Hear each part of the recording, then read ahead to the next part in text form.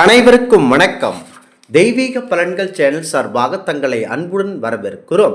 இன்று நம் காணொலியில் காண விரும்புவது ஆடி பௌர்ணமி நாயகன் பாரம்பூர் சிவபெருமான் சிறப்புகளை பற்றித்தான் இந்த காணொலியில் பார்க்கிறோம். வாருங்கள் காணொலிக்கு செல்லலாம். மறக்காமல் ஒரு சப்ஸ்கிரைப் செய்யவும்.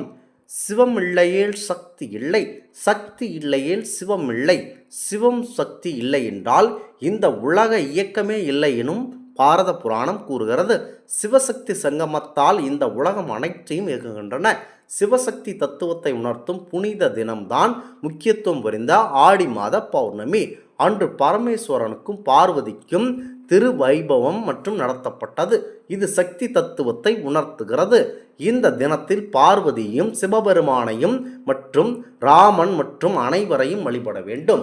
முருகப்பெருமானையும் அயகிரிவர் விஷ்ணு பெருமான் அனைத்திற்கும் உகந்ததுதான் ஆடி பௌர்ணமி. மேலும் முருகன் தெய்வ யானை அனைவரையும் வணங்கலாம்.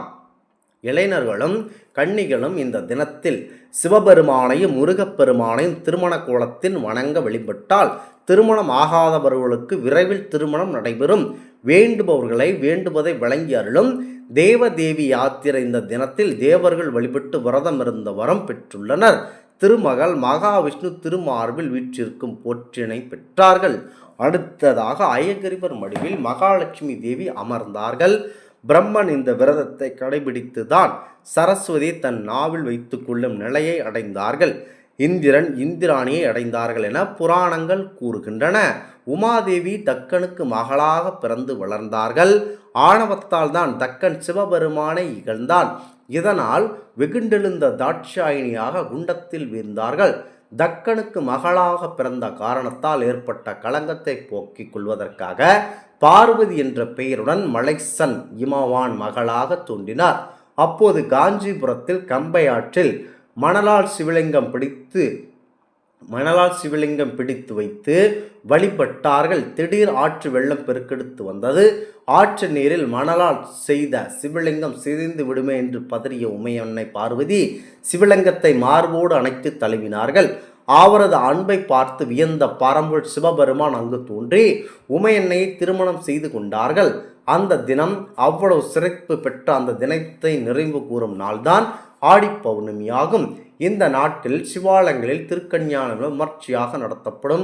மிக முக்கியத்துவம் புரிந்த இந்த நாட்களில் மிக முக்கியத்துவம் புரிந்த அனைவரும் வழிபட வேண்டும். இந்த ஆடி மாத பௌர்ணமி விரதத்தை 8 வயதிற்கு மேற்பட்டவர்களும் 80 வயதிற்குட்பட்டவர்களும் மேற்கொள்ளலாம். விரதம் இருக்கும் முன்தினம் இயல்பாக உண்பதை விட குறைவாக உண்ண வேண்டும். அன்று 3 வேளையும் பழச்சாறு அருந்தலாம். எளிதில் சிரிக்கக்கூடிய உணவை சிறிதளவில் ஒரு வேளை உண்ணாமல் இந்த ஆடி பௌர்ணமி என்று விரதம் இருப்பவர்கள் காலைக்கடனை முடித்துவிட்டு பூஜை பாராயணங்கள் செய்து முடிக்க வேண்டும். அன்று சிவபெருமானுக்கும் உமையன்னை மற்றும் பார்வதி தேவிக்கும் அபிஷார ஆராதனை செய்து தீபதூப நைவேத்தியங்கள் செய்ய வேண்டும். ஒரு தம்பதியினரை அழைத்து வந்து அவர்களுக்கு பூஜை செய்து தாம்பூலத்தில் புடவை வேஷ்டி வைத்து கொடுக்க வேண்டும். வயிறு நிறைய அன்னம் படைக்க வேண்டும். இன்றைய நாளில் கட்டாயம் அன்னதானம் படைத்தால் அந்த சிவபெருமானின் பார்வதி தேவியின் அருளால் நம்முடைய குடும்பம் செழிக்கும். அனைத்து கடன் பிரச்சனையிலும் ஒழுங்கே தீரும். வீட்டில் குழந்தை வரம் இல்லை என்றால் குழந்தை வரம் கிடைக்கும். திருமணம் ஆகாத பெண்களுக்கு உடனடியாக திருமணம் நடைபெறும். சிவபெருமானையும் பார்வதி தேவியும் திருமண கோலத்தில் மனதில் நினைத்து தியானம் செய்ய வேண்டும். விரதத்தின் போது மௌனமாக இருப்பதுதான் சிறப்பு. ஆண்டு முழுவதும் இறைவனை பற்றிய சிந்தனையிலேயே மூழ்கி சிவபுராணம், கந்தசஷ்டி கவசம் போன்றவற்றை படிக்கலாம். இறைவனின் நாமாவளிகளை கூறலாம். பட்டினி கிடந்து பசித்திருக்க வேண்டும். துளசி தீர்த்தம், பால், மோர், இளநீர், தேன் இவற்றில் சிறிதளவு பருகலாம். கோவிலுக்கு சென்று வணங்கி இரவில் பால் பழம் உண்டு படுக்கையில் படுக்காமல் தரையில் துணி ஒன்றை விரித்து படுக்க வேண்டும். சிவபெருமானின் திருநாமம் நந்தி, நந்தி நாமம் நமச்சிவாய என்பார்கள். திருஞான சம்பந்தர் தூதுவாற்றுடன் மாணவராக சிலது முக்கியத்துவம் புரிந்த சிவபெருமான் அவர்கள் முக்கியத்துவம் பெற்றார். கண்களுக்கு தலைமை தாங்கும் பதவியும் முதல் குருநாதன் என்ற தகுதியும் நந்திகேஸ்வரருக்கு வழங்கினார் பரம்பொருள் சிவபெருமான்.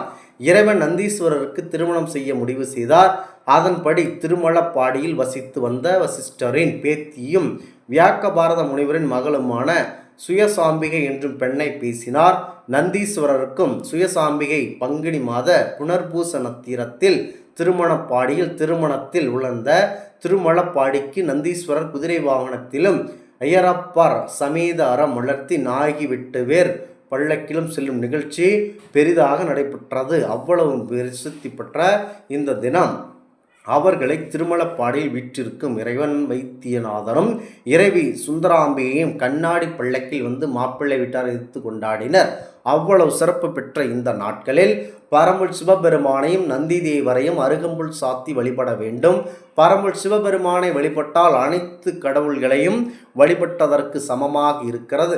அவ்வளவு சிறப்பு பெற்ற இந்த நாட்களில் மற்றும் முக்கியத்துவம் வாய்ந்த இந்த நாட்களில் சக்தி தேவியும் சிவபெருமானையும் வழிபட்டால் விஷ்ணு பெருமானையும் மகாலட்சுமி வழிபட்டதற்கு சமம், பிரம்மதேவரையும் சரஸ்வதியும் வழிபட்டதற்கு சமம். இந்த ஆடி மாத பௌர்ணமி நட்சத்திரம் ஸ்ரீ ஐயகிரிவர் பிறந்த அவதரித்த நாளாக இருக்கிறது.